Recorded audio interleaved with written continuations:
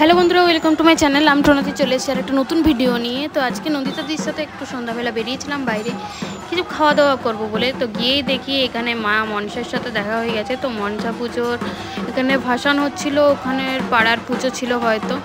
তো আমরাও দেখে একটু প্রণাম করে নিলাম। রাস্তায় যতজন ছিলাম সবাই দেখছি মাকে দেখছে। তো ইয়েস, বাঙালির একের পর এক পুজো শুরু হয়ে গেছে। তো যাই হোক, তারপর ওখান থেকে প্রণাম টনাম করে আমরা বেরিয়ে পড়ি। তো তারপরে চলে যাই এই ইয়াম্মি মোমোতে। এটা হচ্ছে বাস স্ট্যান্ডের কাছে, এসবিএসটিসির কাছে যে পেট্রোল পাম্পটা আছে তার অপোজিটেই এটা।